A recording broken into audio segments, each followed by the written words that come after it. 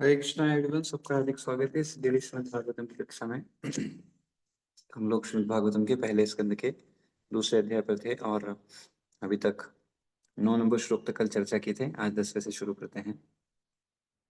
शिष्ट परंपरा का पालन करते हैं, मंगलाचरण करते हैं। ओम अज्ञानतिमिरान्धस्य ज्ञानाञ्जनशलाकया चक्षुरुन्मिलितं येन तस्मै श्रीगुरवे नमः।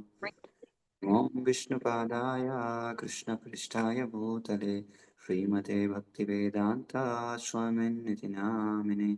नमस्ते सारस्वते देवे गौरवाणी प्रचारिणे निर्विशेष शून्यवादी पाश्चात्यदेशतारिणे। जय श्री कृष्ण चैतन्य प्रभु नित्यानंद श्री अद्वैत गदाधर श्रीवासादि गौर भक्तवृंद। हरे कृष्ण कृष्ण कृष्ण हरे हरे, हरे राम राम राम हरे हरे। ओम नमो भगवते वासुदेवाय, ओम नमो भगवते वासुदेवाय, ओम नमो भगवते वासुदेवाय। नारायणं नमस्कृत्यं नरं चैव नरोत्तमं देवीं सरस्वतीं व्यासं ततो जयमुदीरयेत्। नष्टप्रायेषु भद्रेषु सेवया भगवती उत्तमा श्लोकैर्भक्तिर्भवति निष्ठिकीम्। हरे कृष्णा। सो हम लोग देख रहे थे व्हाट 10वां श्लोक या कामस्य नेन्द्रिय प्रीतिर्लाभो जीवेत यावता जीवस्य तत्व जिज्ञासा नातो यश्रेय कर्म भी। जीवन की इच्छाएं इंद्रिय तृप्ति की ओर लक्षित नहीं होनी चाहिए। तो one's life's goal should not be directed towards sense gratification or sense satisfaction.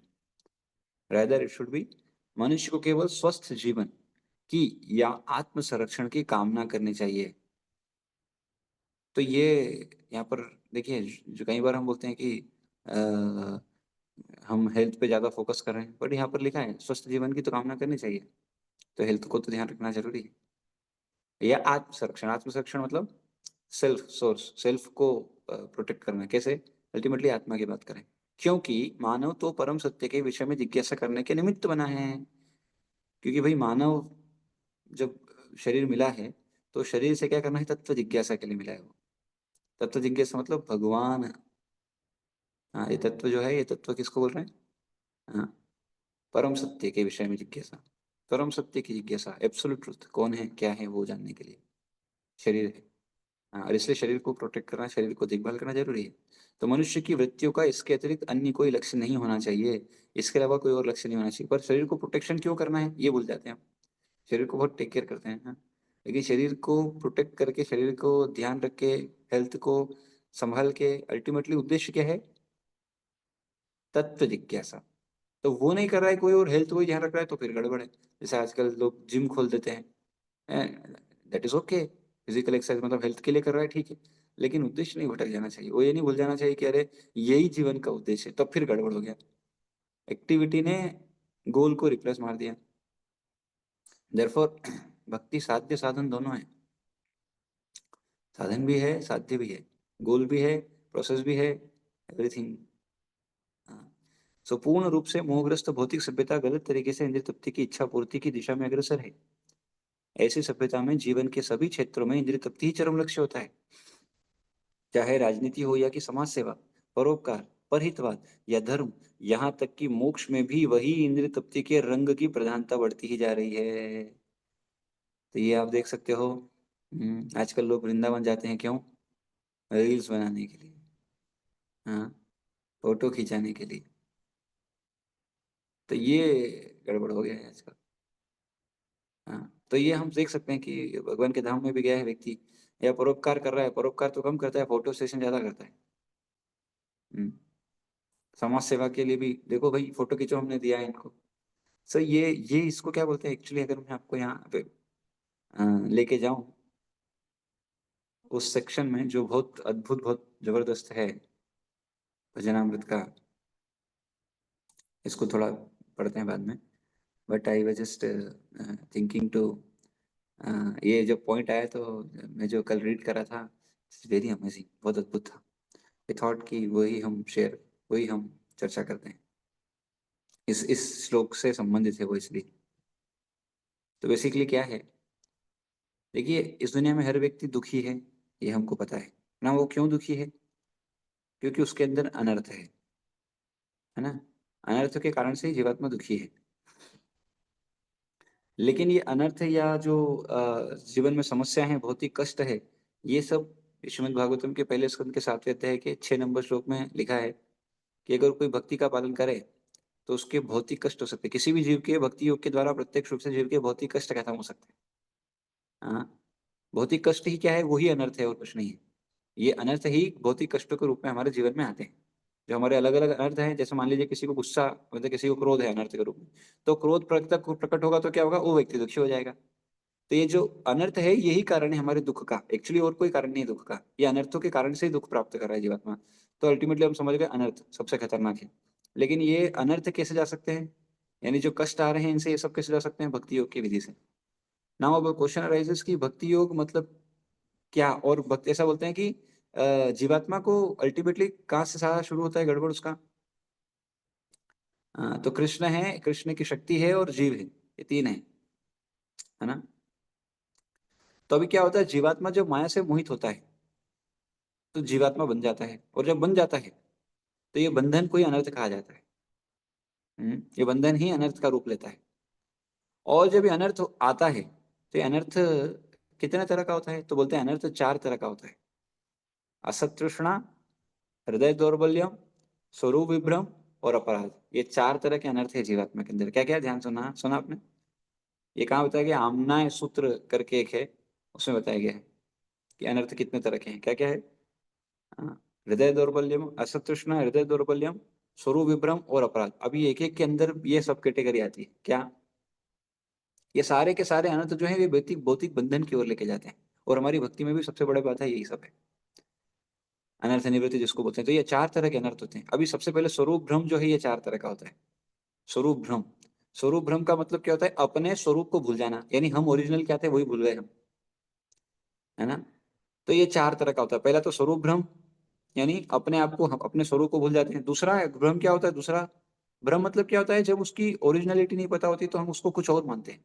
जैसे हम यद्यपि आत्मा हैं, और आत्मा में भी हम भगवान के नित्य संगी, भगवान के भक्त हैं, और हम क्या हैं? भगवान के सेवा में हमारा जो स्वरूप है वो हमको भूल गए। तो वो भूल के हम अपने आप को शरीर से आइडेंटिफाई किया और शरीर से संबंधित सब चीज स्वीकार कर लिए। दूसरा दूसरा है पर तत्व भ्रम। पर तत्व भ्रम मतलब भगवान के बारे में भ्रम। भगवान कौन है? देखो आज दुनिया में किसी को पता ही नहीं भगवान कौन है। पता ही नहीं है। Can you imagine? कौन भगवान है? तत्व का पता नहीं, ये भी भगवान वो भी भगवान, सब भगवान, सबको पूछता है पर उसको पता नहीं। तो तत्व, पर तत्व भ्रम। एक तो खुद के बारे में भूल गया, खुद कौन है, रब मतलब स्वरूप भ्रम। फिर पर तत्व भ्रम, भगवान के बारे में भूल गया। तीसरा साध्य साधन तत्व भ्रम, साधना और प्रेम भक्ति के विषय में भ्रम है उसको। साधना भक्ति किसको कहते हैं, प्रेम भक्ति किसको कहते हैं? उसको लगता है साधना भक्ति करा लेकिन प्रेम भक्ति पहुंच गया, प्रेम भक्ति करा लेकिन क्या है कुछ पता नहीं। तो ये भी भ्रम होता है। साधन साधन साध्य साधन तत्व भ्रम, है ना। और चौथा है भजन विरोधी विषय में भ्रम, यानी क्या भजन क्रिया है उसको ही नहीं पता होता है। उसको लगता है ये भजन क्रिया है, लेकिन उसको कई बार वो कुछ और ही होता है, भजन क्रिया नहीं होती है। तो ये सब भ्रम, तो ये सब, ये पहला कौन सा तरह का भ्रम है? स्वरूप भ्रम हुआ। दूसरा भ्रम जो होता है वो होता है असत तृष्णा। तो असत तृष्णा जो है ये भी 4 तरह की होती है। असत तृष्णा मतलब जो इच्छाएं जो हमको पूरी करनी है, जो पूरी नहीं हुई, असत।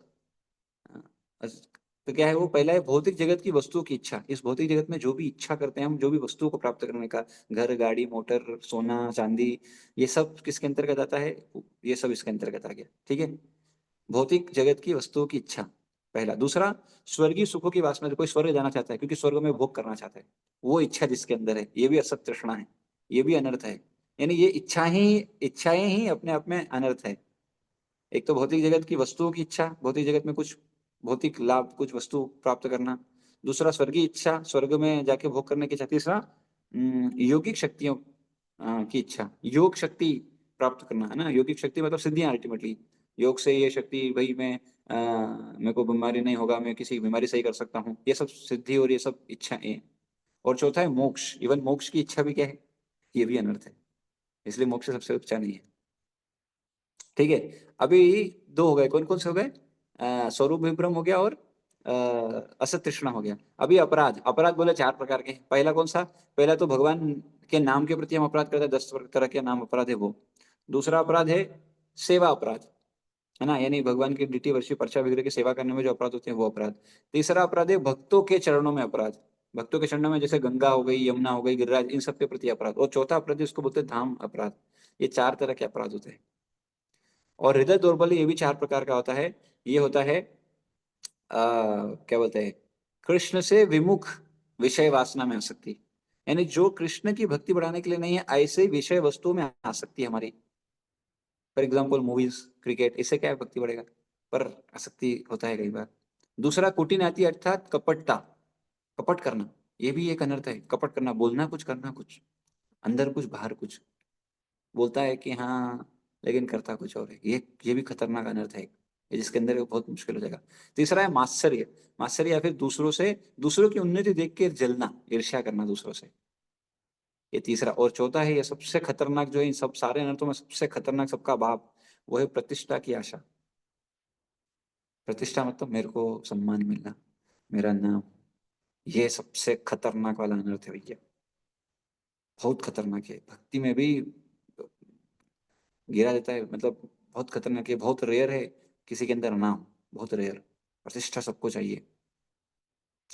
हाँ, तो ये जितने तरह के अनर्थ है, ये छह अनर्थ मिलके छह शत्रु को जन्म देते हैं, या छह अनर्थों को और जन्म देते हैं, वो कहलाते हैं काम, क्रोध, लोभ, मोह, मद, मत्सर।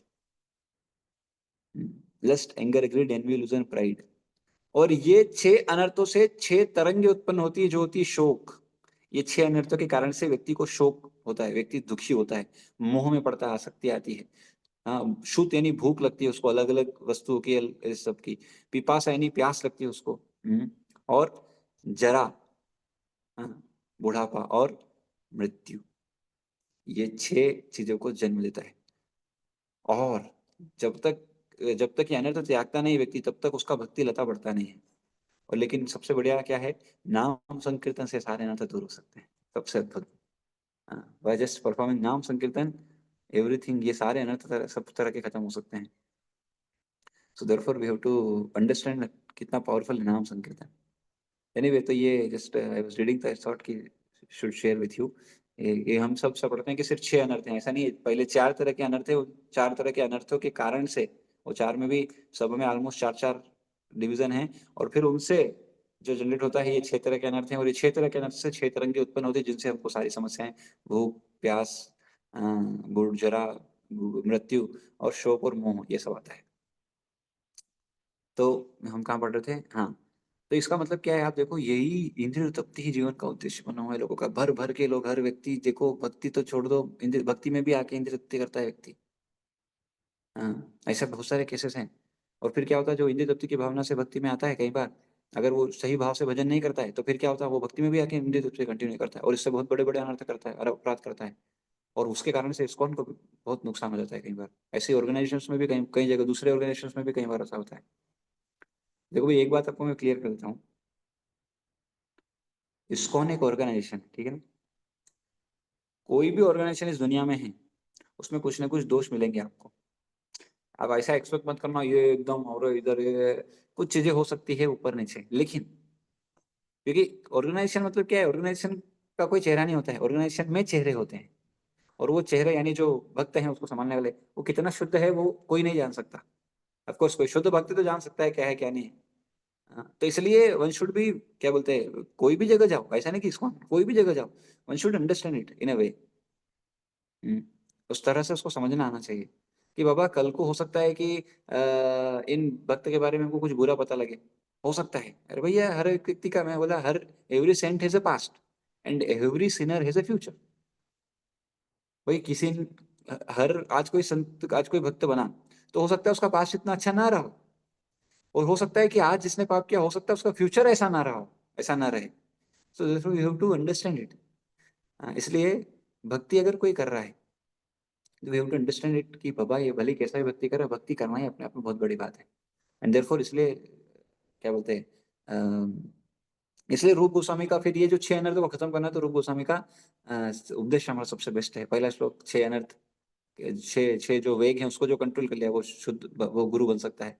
दूसरा श्लोक भक्ति करने से, भक्ति में क्या करने से पतन हो सकता है वो बचना चाहिए, भक्ति क्या करने से बढ़ सकता है वो करना चाहिए, और भक्तों के संग में कैसे आदान प्रदान करें जिससे भक्ति बढ़े वो बहुत बताया गया है। फिर भक्तों में कैसे एक दूसरे का संबंध स्थापित हो, कैसे उनको सम्मान करें। जो भगवान का एक भी बार नाम लेता है उसको मन से सम्मान करना चाहिए। जो भगवान का नाम लेके दीक्षा ले लिया है, हाँ, उसको प्रणाम करना चाहिए। और जो हम्म, शुद्ध भक्ति को प्राप्त कर लिया है उनका संग करना चाहिए। This is what recommendation. तो भक्ति का विधि नहीं जानेगा तो क्या होगा, तो भक्ति करेगा क्या, नहीं। इसलिए भक्ति विधि बहुत अच्छे से जानना जरूरी है। भक्ति विधि क्या है, क्योंकि ये तो समझ में आ गया भक्ति करने से ही हमारा उद्धार होगा, बाकी तो इस दुनिया में कुछ नहीं। तो क्या है वो भक्ति विधि वो भी जानना चाहिए। Therefore one should read scriptures, one should hear daily lectures. So राजनीतिक क्षेत्र में तो राजनीतिक क्षेत्र में लोगों के नेता अपनी अपनी इंद्रिय तृप्ति के लिए ही परस्पर झगड़ते हैं। और देखो, कुर्सी कुर्सी कुर्सी कुर्सी कुर्सी, पूरा खेल पॉलिटिक्स मतलब कुर्सी, किसको मिलेगी, मेरे को मिलेगी कि नहीं, और मेरे को मिलेगी तो मेरे तुम भी मजा करो, मैं भी मजा करूंगा, इंद्रिय तृप्ति इंद्रिय तृप्ति। और वो नहीं होगा कोई, अगर मान लो ऐसा, इसलिए क्या होता है, एक बीजेपी वाला एक कांग्रेस वाला है तो क्या होता है, वो ये इसको खाने नहीं देता, वो उसको खाने नहीं देता, वो दोनों अपने अपने खाते हैं, बात अलग है, लेकिन रोकते हैं एक दूसरे को, भाई मैं मेरा वाला मेरा वाला। तो ये कुछ नहीं, एक्सटर्नल सेंस ग्रेटिफिकेशन है। मतदाता भी नेताओं को तभी मानते हैं जब वे उनकी इंद्रिय तृप्ति कराने का वचन देते हैं। अभी क्या होता है, हम किसको वोट देते हैं, जो हमारे हिसाब से काम करेगा, समझ रहे हो, जो हमारे हिसाब से काम करेगा। तो हम भी क्या चाहते हैं उनसे, तो वही बोल सकता है, प्रभु जी आजकल कहाँ कोई, आपका डिजायर प्योर नहीं है, we have to understand it.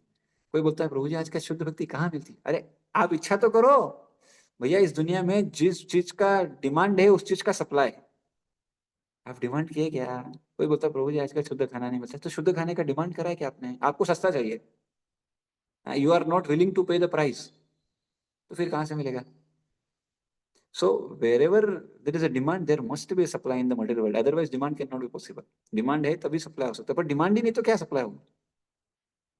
तो शुद्ध भक्ति की अगर कोई इच्छा ही नहीं करेगा तो कहाँ से शुद्ध भक्ति आएगा। हर व्यक्ति अगर इसमें लगा हुआ नहीं, मेरा स्वार्थ, मेरा मेरा नाम हो, मेरा ये हो, मेरा वो हो, तो फिर कहाँ से वो चीज आने वाला है, फिर वही मिलेगा उसको, भक्ति करके भी वही आएगा उसको। सी, क्या डिजायर कर रहे हैं बहुत इंपॉर्टेंट है।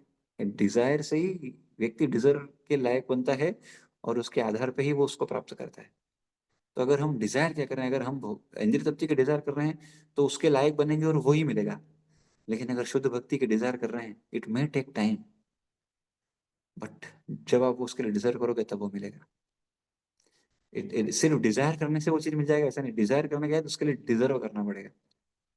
इच्छा करने का है तो उस इच्छा की प्राप्ति का योग्यता प्राप्त करना पड़ेगा, और तब जाके वो मिलता है।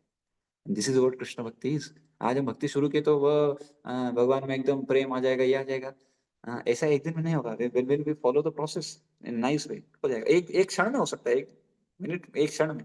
मिनट भी बहुत बड़ी बात है अगर हम उस भाव से भगवान का नाम लें। और ये सारे अनर्थ, जितने भी तरह के अनर्थ है, सब अनर्थ सिर्फ एक तरीके से खत्म हो सकते हैं, वो क्या है, श्रद्धा पूर्वक भगवान का नाम लेना। सिर्फ एक चीज से, सिर्फ श्रद्धा से कोई नाम ले। आप अगर आपको लगता है, मैं एक्चुअली कल पढ़ रहा था, I was thinking to send, but programme में था इसलिए भेज नहीं पाया वो श्लोक। कुछ भक्तों को, मतलब जिनको मैं भेज पाया था, तो बहुत अमेजिंग श्लोक था वो। उसमें ये लिखा है, जीवा लोगों को पता ही नहीं है कि भक्ति करने से उनके सारे अनर्थ, उनके सारे कष्ट दूर हो सकते हैं, उनको पता ही नहीं है। तो जो करता है उसको पता है। हाँ, लेकिन बोलते हैं प्रभु जी भक्ति से भी तो अनर्थ आ रहे, भक्ति से भी तो हमको समस्या आ रही है। हाँ, ये इसीलिए आ रही है क्योंकि आप सही से नहीं कर रहे हो। सही से करेगा तो क्या होगा, आएगी लेकिन जाए चली जाएगी, क्योंकि भगवान आके खत्म करेंगे। भगवान बोलते योगक्षेमम वहां में भाई, मेरे शरणागत है, मैं उसके पास जो है उसको प्रोटेक्ट करता हूँ, जो नहीं है उसको प्रोवाइड करता हूँ। तो भगवान गारंटी देंगे तो फिर उनसे बड़ा गारंटी कार्ड कौन दे सकता है। हम्म। तो जब मतदाता भी अपनी इंद्रिय तुष्टि के लिए किसी में असंतुष्ट हो जाते हैं, तब वे नेता को पदच्युत करा देते हैं। और जब वो कराता नहीं तो बोले, अरे ये आज इस बार गवर्नमेंट बदल दो, अरे इनको बदल दो, ये बदल दो वो बदल दो। अगर लगता है बदलाव से कुछ फर्क पड़ेगा, बदलाव से कुछ फर्क नहीं पड़ेगा आपको। आपका क्या बोलते हैं, आपका अंदर शुद्धिकरण करना पड़ेगा। हाँ, इस दुनिया में ऐसा है, आप जो हो वही आप देख सकते हो। अगर आप पतित हो तो आप पतित देखोगे, अगर आप शुद्ध हो तो आपको सब शुद्ध दिखेंगे। हाँ, हम क्या देखते हैं? हम वो देखते हैं जो हम होते हैं। बहुत इंपॉर्टेंट है। हम वो होते हैं जो हम देखते हैं। तो हमारे अंदर कोई अनर्थ है तो वही अंदर किसी के अंदर देख सकते हैं, अगर नहीं है तो देख ही नहीं सकते, कैसे दिखेगा? हम्म। So therefore, the whole process is for one's own purification first, and then we can help others. या हमारा भी कर रहे हैं, दूसरों का भी मदद कर पा रहे हैं थोड़ा थोड़ा। नेताओं द्वारा मतदाताओं की इंद्रिय तृप्तियों की तुष्टि न करके उन्हें सदैव निराश करना पड़ता है। अन्य क्षेत्रों में भी यह लागू होता है। कोई भी जीवन की समस्याओं के प्रति गंभीर नहीं है। जीवन की समस्याएं क्या है? जन्म मृत्यु जरा व्याधि। इसके लिए तो कोई गंभीर ही नहीं है। कौन फिर जन्म ले रहा है, फिर मृत्यु हो रहा है, फिर बुढ़ापा और फिर बीमारी आ रहा है। तो यहाँ तक कि परम सत्य से तदाकार होने के इच्छुक पथगामी मुमुक्षु भी निवृत्ति के लिए आध्यात्मिक हत्या करने तक को उद्यत रहते हैं। आध्यात्मिक हत्या कर रहे हैं। आध्यात्मिक हत्या मतलब भक्ति छोड़ के इंद्रिय तृप्ति। यद्यपि परम सत्य के तदाकार होने, यानी जो मर्ज होना चाहते हैं, मायावादी। हाँ। किंतु भागवत का कथन है कि मनुष्य को इंद्रिय तृप्ति के लिए नहीं जीना चाहिए। इंद्रियों की तुष्टि वहीं तक की जाए जहां तक आत्म संरक्षण हेतु आवश्यकता हो। यानी ऐसा नहीं बोलते कि इंद्रिय तृप्ति नहीं किया जा सकता, पर इंद्रिय तृप्ति का उद्देश्य क्या होना चाहिए? यानी इंद्रियों की तुष्टि। हाँ, यानी इंद्रियों को कुछ तो देना पड़ेगा। अभी किसी को भूख लगा है तो खिलाना तो पड़ेगा, लेकिन कितना खाना है? वो रूप गोस्वामी वहां लिख दिए। हाँ, क्या? ओवर ईटिंग नहीं होना चाहिए। हाँ, कैसे होते हो? हाँ, शुरुआत कहाँ से होता है? हाँ, बोल रहा हूँ, श्लोक का शुरुआत याद नहीं आ रहा मुझे। हाँ, छह छह चीजें जो भक्ति का नाश कर सकती है, उस पर है वो श्लोक। एनीवे, तो क्योंकि शरीर इंद्रियों से बना है, और कहाँ तक, हाँ, इंद्रियों की तुष्टि वहीं तक की जाए जहां तक आत्म संरक्षण हेतु आवश्यकता हो। इंद्रियों की इंद्रिय तृप्ति के लिए नहीं, तो इंद्रिय तृप्ति नहीं, इंद्रियों की तुष्टि, यानी भूख लगा है, प्यास लगा है, वो तो देना पड़ेगा, लेकिन कितना वो भी समझना चाहिए। ऐसा नहीं कि बस डाल लिया अंदर ढेर सारा और फिर कुछ नहीं कर पाए। चूंकि शरीर इंद्रियों से बना है और ये इंद्रियां कुछ ना कुछ तुष्टि चाहती है, अतः ऐसे इंद्रियों की तुष्टि के लिए कुछ विधि विधान बनाए गए हैं। किंतु इंद्रियां अनियंत्रित भोग के लिए नहीं हैं। उदाहरणार्थ विवाह, यानी स्त्री तथा पुरुष की युति संतान उत्पत्ति के लिए आवश्यक है, किंतु यह इंद्रिय भोग के लिए नहीं होता। यानी स्त्री मतलब शादी होने के बाद भी ऐसा नहीं कि देर क्या बोलते हैं, संभोग कर रहे हैं इंद्रिय तृप्ति के लिए, नहीं। वो भी उद्देश्य होता है। हाँ, क्या बोलते हैं, संतान उत्पत्ति। किंतु यह इंद्रिय भोग के लिए नहीं होता। स्वेच्छ निरोध के अभाव में परिवार नियोजन के लिए प्रचार करना पड़ता है। किंतु मूर्ख लोग यह नहीं जानते कि परम सत्य की खोज में लगते ही स्वतः परिवार नियोजन हो जाता है। Amazing। परम सत्य की खोज करने वाले कभी भी अनावश्यक इंद्रिय तृप्ति के प्रति आकृष्ट नहीं होते, क्योंकि परम सत्य की खोज के कार्य में वे डूबे पूरी तरह व्यस्त रहते हैं। अतएव जीवन के प्रत्येक क्षेत्र में परम सत्य की खोज को ही चरम लक्ष्य मान बनाना चाहिए। इससे मनुष्य सुखी होगा, क्योंकि वह तरह तरह की इंद्रिय तृप्ति में कम लिप्त होगा, और वह परम सत्य क्या है इसकी व्याख्या आगे की गई है। ओ कृष्ण कृष्ण, क्या श्लोक है यार! आप लोग सुन पा रहे हैं कि नहीं? हरे कृष्णा। वही मना, ठीक है। तो एक और श्लोक देख लेते हैं फटाफट थोड़ा। वदन्ति तत्त्वविदस्तत्त्वं यज्ञानमद्वयं ब्रह्मेति परमात्मेति भगवान इति शब्दते। तो भगवान को साक्षात्कार करने का, समझने का, तीन तरह से भगवान को कोई जान सकता है। परम सत्य को जानने वाले विद्वान अध्यात्मवादी तत्वविद इस अद्वय तत्व को ब्रह्म, परमात्मा या भगवान के नाम से पुकारते हैं। ब्रह्म मतलब ज्योति, प्रकाश, ब्रह्म ज्योति। यानी कुछ लोग भगवान को प्रकाश मानते हैं, लेकिन इससे भी ऊंचा क्या है? परमात्मा, यानी अ, भगवान लाइट नहीं है, भगवान क्या बोलते हैं, सिर्फ लाइट ही नहीं है, भगवान को एक लोग मानते हैं परमात्मा के रूप में, यानी वो भी निराकार मानते हैं भगवान को विशेष रूप से। हाँ, तो ब्रह्मवादी से ऊपर है परमात्मावादी। लेकिन यानी बाहर से भगवान को मानते हैं वो पूरी तरह से कि हाँ भगवान है, ऐसा नहीं कि बस लाइट है। नहीं, लाइट के अलावा भी भगवान बहुत कुछ है, पर वो भी शायद स्वरूप नहीं मानते। लेकिन भगवान जो मानता है, यानी भगवान का स्वरूप जो मानता है, वो भगवान को तत्वतः समझता है। तो परम सत्य ज्ञाता तथा ज्ञेय दोनों में, दोनों हैं, और इनमें कोई गुणात्मक भेद नहीं है। अतः ब्रह्म, परमात्मा या भगवान गुणात्मक रूप से एक ही है। इसी के को उपनिषदों के जिज्ञासु निर्विशेष ब्रह्म के रूप में हिरण्यगर्भ या योगी जन अंतर्यामी परमात्मा के रूप में तथा भक्तगण भगवान के रूप में अनुभव करते हैं। तो हम ब्रह्मवादी नहीं है और ना हम योगी जन हैं, हम भगवत भक्त बनने का प्रयास कर रहे हैं, तो इसलिए हम भगवान के रूप में मानते हैं, यानी हम स्वरूप भगवान का स्वीकार करते हैं। दूसरे शब्दों में भगवान अर्थात परमेश्वर का स्वरूप परम सत्य का अंतिम शब्द है। परमात्मा भगवान का आंशिक स्वरूप है और निर्विशेष ब्रह्म भगवान का ही वैसा ही तेज है जैसे कि सूर्य की किरणें सूर्यदेव के लिए है। तो ये उदाहरण देते हैं कि सूर्य की किरणें होती है तो वो ब्रह्म जैसा है। सूर्य जहाँ बाहर से हम देख रहे हैं तो वो परमात्मा जैसा, और सूर्य ग्रह में जाके जब कोई सूर्य देव से मिलेगा तो वो बोलेगा कि हाँ ये भगवान, मतलब वो भगवान के जैसा साक्षात्कार है। तो तीन इस तरह से सूर्य को देख सकते हैं। सूर्य की किरण भी सूर्य है, वहां यहाँ से जो हम सूर्य को ग्रह को देख रहे हैं वो भी सूर्य है, और सूर्य लोक में जाके जो सूर्य व्यक्ति हैं, सूर्य देव हैं, वो भी हम देख सकते हैं, है ना।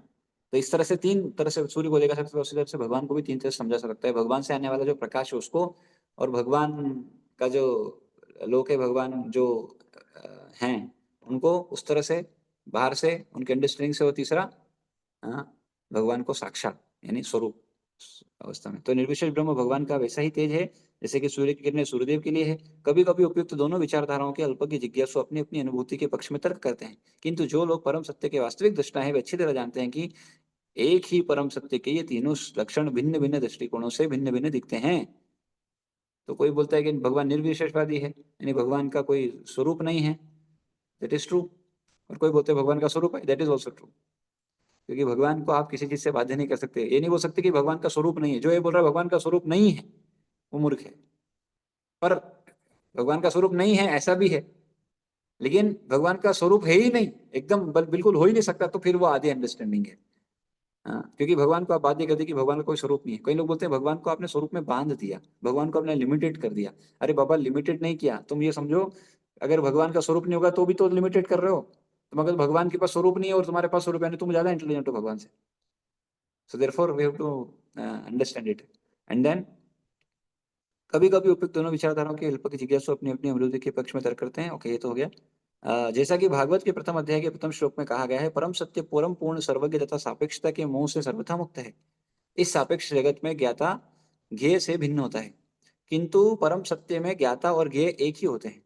सापेक्ष जगत में ज्ञाता जीवित आत्मा या पराशक्ति है, जबकि ज्ञेय निष्कर्ष पदार्थ या अपराशक्ति के रूप में होता है। अतः यहाँ पर परा तथा अपराशक्ति का द्वैत है, किंतु निरपेक्ष जगत में ज्ञाता तथा ज्ञेय दोनों एक ही पराशक्ति के होते हैं। परम शक्तिमान की तीन प्रकार की शक्तियां हैं। शक्ति तथा शक्तिमान में कोई अंतर नहीं होता, लेकिन शक्तियों की गुणवत्ता में अंतर होता है। परम जगत तथा जीवात्मा एक ही पराशक्ति से बने हैं, लेकिन यह भौतिक जगत अपराशक्ति है। जीव अपराशक्ति के संपर्क में रहने से मोहग्रस्त हो जाता है और यह सोचता है कि वह अपराशक्ति से संबंधित है। अतः भौतिक जगत में सापेक्षता का भाव है, किंतु परम पूर्ण में ज्ञाता तथा ज्ञेय में अंतर नहीं होता और प्रत्येक वस्तु पूर्ण परम होती है। तो यहाँ पर हम भेद देखते हैं, लेकिन वहां पर वो भेद नहीं है। हाँ, तो anyway, समय हो गया, इसके आगे हम फिर कल चर्चा करेंगे। हरे कृष्णा प्रभु जी, दंडवत प्रणाम। यस। ये गे गे का क्या मतलब हुआ? ज्ञेय मतलब ज्ञाता, जानने वाला, और ज्ञेय मतलब जिनके बारे में जाना जाता है वो, ये बात है। तो यहाँ पर क्या है, यहाँ पर वो भेद दिखता है, लेकिन वहां पर ऐसा नहीं है।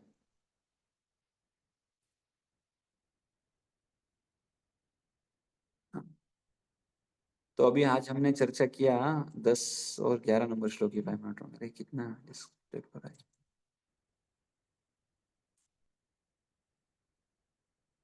या। तो आज हमने 10 और 11 नंबर श्लोक चर्चा किया, कल 12 नंबर श्लोक चर्चा करेंगे। तो अभी यहाँ पर एंड करते हैं। जय ग्रंथा श्रीमद् भागवतम की जय, श्रील प्रभुपाद की जय, नित्यानंद गौतमानंदे, हरि हरि बोल, Hare Krishna. Thank you everyone.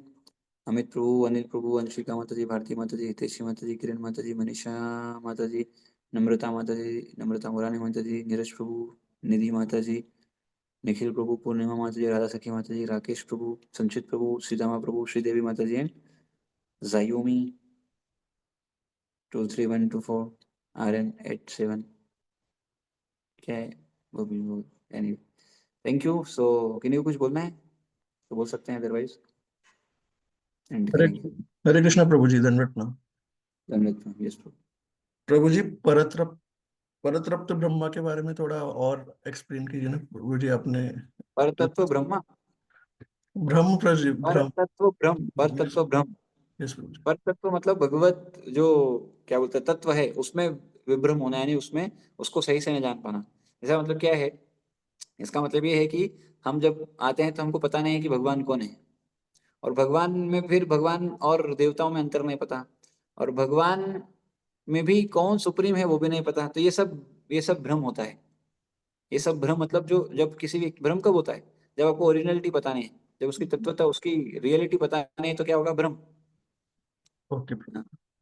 जैसे भ्रमवश कोई व्यक्ति रस्सी को सांप समझता है, सांप को रस्सी समझता है, तो ये भ्रम है। लेकिन अगर ओरिजिनलिटी पता होगी तो क्या होगा? भ्रम नहीं होगा। तो इसी तरह से अगर कोई भगवत तत्व पूर्ण रूप से जानता नहीं कि भगवान कौन है, भगवान क्यों लीलाएं किए हैं, भगवान के आने का उद्देश्य क्या होता है, ये सब जानता नहीं ठीक से, जन्म कर्म चमेति में एवं तत्वतः त्यक्ता देहं पुनर्जन्म नेति मामित सर्जन, तो उसको बार बार आना पड़ता है। तो ये भ्रम के कारण से हम बार बार फंसते हैं।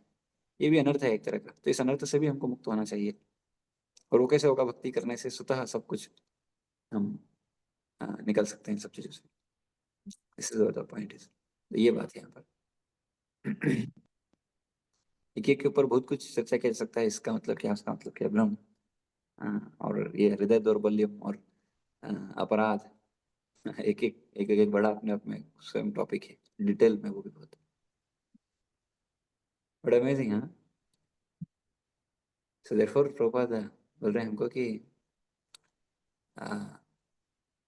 इंद्रिय तृप्ति का उद्देश्य नहीं होना चाहिए, जीवन का उद्देश्य होना चाहिए भगवत प्राप्ति। तो इसलिए हेल्थ को ध्यान रखना भी जरूरी है, एट द सेम टाइम आत्म संवर्धन यानी आत्म संरक्षण, यानी आत्मा को प्रोटेक्ट करने के लिए जरूरी है। शरीर और आत्मा को प्रोटेक्ट करने के लिए जो जरूरी है उसको स्वीकार करना चाहिए, लेकिन उद्देश्य क्या होना चाहिए? कृष्ण की प्रसन्नता, भगवत प्राप्ति, तत्व जिज्ञासा, विशेष रूप से जो बोला गया श्लोक में। इसके आगे कल चर्चा करते हैं। जय श्रीमद भागवतम की जय, श्री प्रभुपाद की जय, निताय गौर प्रेमानंदे, हरि हरि बोल, हरे कृष्ण हरे कृष्ण।